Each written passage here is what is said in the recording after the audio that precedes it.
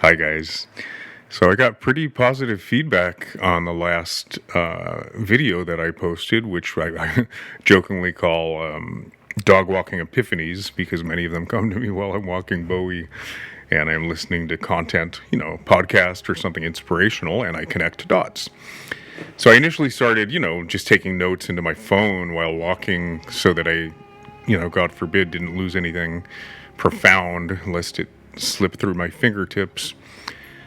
But I don't know. Also, I mean, like a lot of people, I think I've just been on fire creatively during the pandemic. And the form that takes for me is connecting a lot of dots. There's been a lot of spiritual growth and transformation. And so I can't write every thought that occurs to me into an essay. So I'm really glad personally that I'm sort of archiving my growth at this particular moment in these little audios. I guess it's the equivalent of some people that feel their mortality or suddenly are connected with their sense of purpose and do video diaries. I've seen a lot of those. So I did have my brush with death, and it definitely upped my spiritual game, and it upped my sense of purpose. But instead of doing a video diary like a lot of people do, because I actually am pretty confident I'm going to live, at least for the foreseeable future, this is the next best thing. So today's thought had to do with positive and negative thoughts. We all know there's a lot of talk about manifestation these days, and I hate to use the term New Age, but New Age, which is just a really uncomfortable section in the bookstore, in my view, seems to encompass mentalism. So around the turn of the century, a lot of the Hermetic teachings, like the Kabbalion, not Kabbalah, but the Kabbalion, made a comeback at the beginning of this century, and it was known as mentalism. It sort of morphed during, I don't know, I don't want to say the age of Aquarius, because that's been going on for millennia, but during the peace, love, flower movement that was already in motion, mentalism became almost inextricable, and it just morphed into the new age section. So I don't like the term New Age because it sort of discounts the credibility of any one school of thought within that section of the bookstore, if that makes sense. It's a bit reductive. But the point is, with all the talk of the law of attraction, which I'm so glad it's out in the mainstream now, with all the talk of manifestation, even the life coaches like Tony Robbins that give it a material slant. I mean, I don't want to indict him in particular, but a lot of them say, hey, if you learn to master your thoughts, you can get that yacht or that, mansion with the, I guess I'm mixing metaphors, the mansion with the white picket fence. You get the idea. So some of that should ring a bell. But I initially kind of resisted this idea of positive thoughts because I had talked myself into, in probably my late 20s, throughout my 30s for sure, this idea that it's very Western to apply value judgments to anything in life.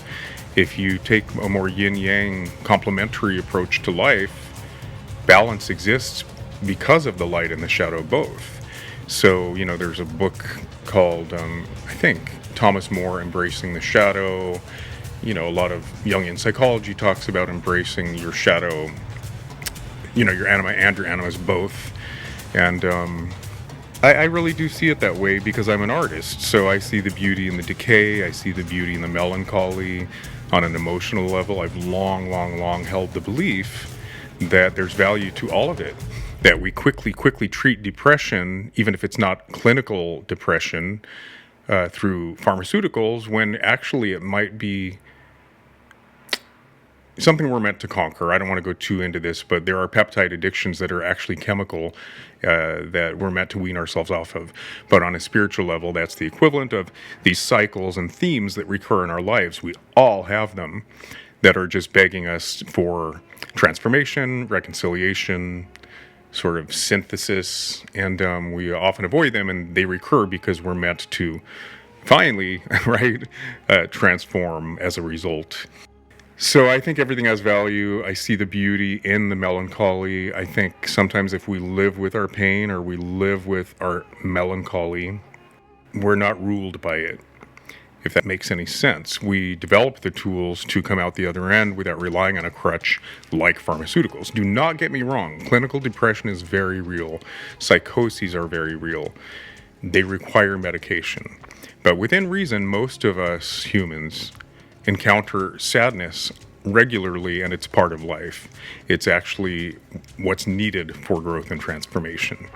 So even those who are depressed that need pharmaceuticals to get up off the couch and go to therapy, and then eventually over time create a positive thought process that's productive, that doesn't tax the immune system because of the cortisol and adrenaline, then maybe eventually they can wean themselves off the medication. Sadness, if we don't dwell in that space of sadness and live with it, if we just stuff it away, which a lot of us do, we stuff away existential terror, we stuff away our mourning and loss and sadness and disillusionment. Those are all different words really for the same thing. If we stuff these things down without staring them in the face, they often end up from the wings, right, becoming the puppeteers, and we end up just being the puppet. If we don't have an outlet for our sadness, or if we don't express our sadness, if we stuff it away and just surgically apply a smiley face all day, every day, then that sadness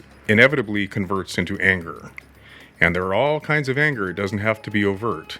There's passive-aggressive anger, there's rumination, there's internalized self-loathing. There are all kinds of anger, but just consider the idea that sadness, if we don't have a good relationship with it, will always convert into anger, or rage is another word for it.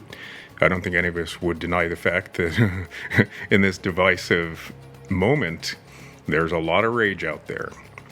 So we're all a little disillusioned and sad at the way things have turned out on the planet at the moment.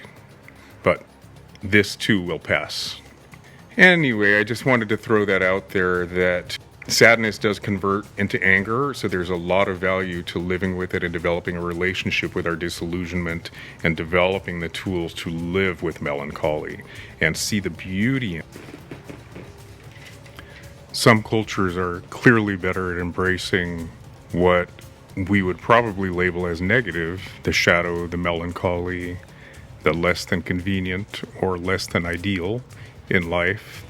And I think two good examples of that are just the sheer visibility in France. I lived in Paris for a while, and here in the United States, we like to just stuff our old folks away in convalescent homes, and we prefer them invisible, put it that way.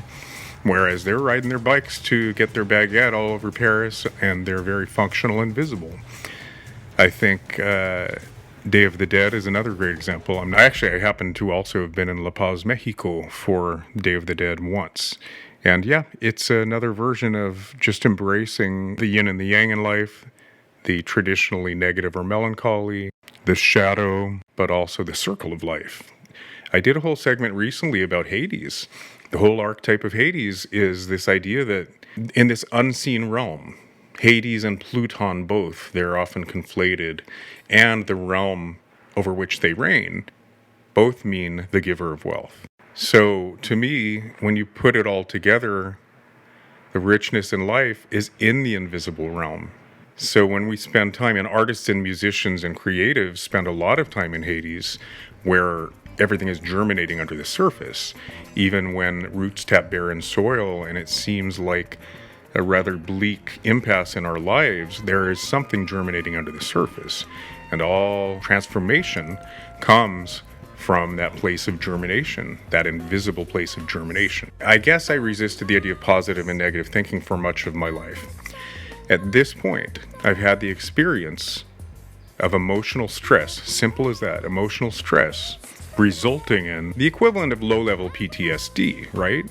If we can't shake off emotional, the cortisol and adrenaline of the fight-or-flight instinct, and it gets carried over into chronic stress, it will take its toll on our immune system.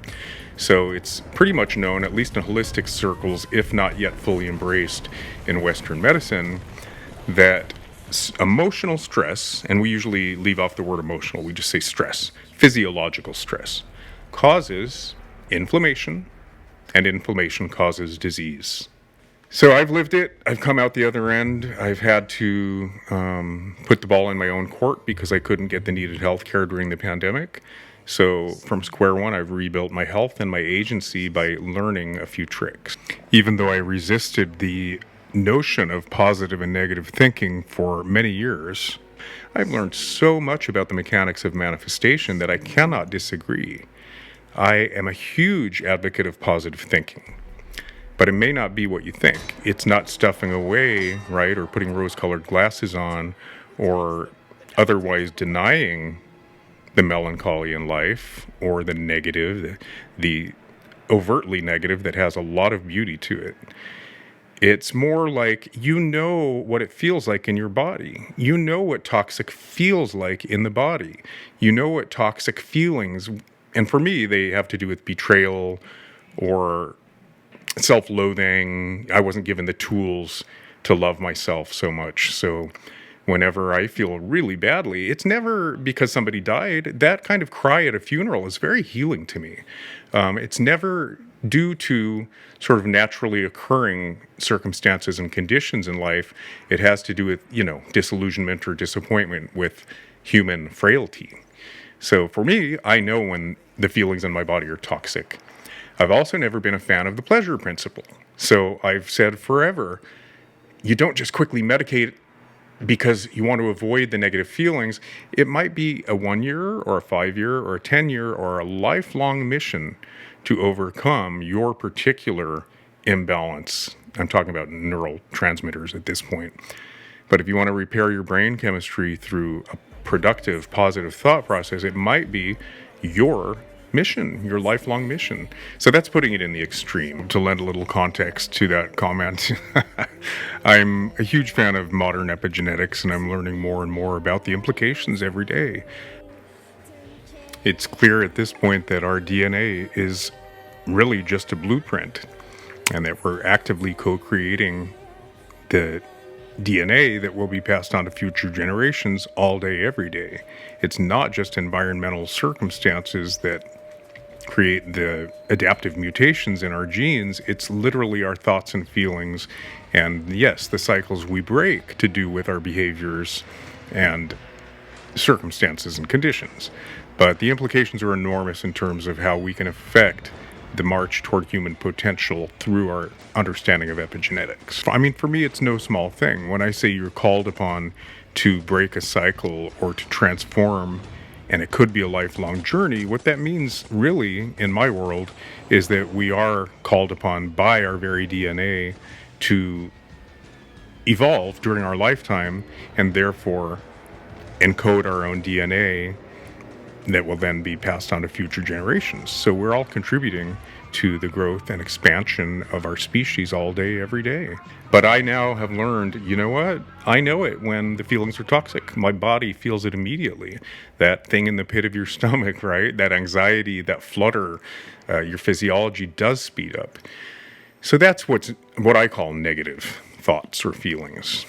Even though there's value to all of it, my body pays if I have too many toxic feelings for too long a period of time. Because of my personal peptide addictions, I traditionally don't know how to get out of a bad situation. I only know how to remain in sort of abusive or toxic or dysfunctional situations because it's what I'm familiar with. So I stay in relationships long after they've run their course. I'll stay on jobs long after I feel appreciated or valued, if that makes sense. And I'm learning the tools of self-love that allow me to look out for myself and protect myself. And here's the real point: how to listen to my inner guidance system. I've always had a great intuition, I think. Of course, we all probably think that. But I think I've always been a great judge of character, and I've always had very strong intuition.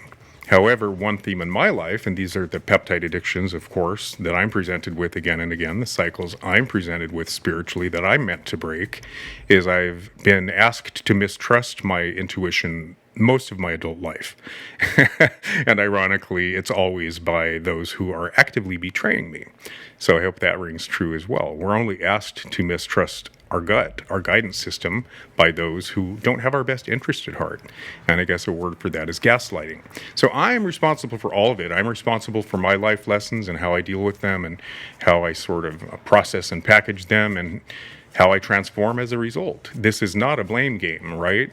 So in terms of manifestation, there's no value to beating the drum of, that laundry list of wrongs and the ways I've been slighted, or, right? Damn it, I was born in the wrong country, or my lineage, or my heritage, or she did this to me, he did that to me. No value to that. But I think once you can take responsibility for how you reacted to the hand of cards you were dealt, that's where the fun begins. So anyway, I hope some of this made sense. I just wanted to throw that out there, that I don't know what your relationship is with positive or negative thinking, but it's a very real thing, and I'm just gently suggesting that it has to do with literally how it feels in your gut. And you may not operate on the pleasure principle and simply avoid negative feelings, because that seems to be a dead-end road, but you may well want to listen to your guidance system. Because if we don't, eventually we pay in terms of our health. Okay, thanks for listening. Bye-bye.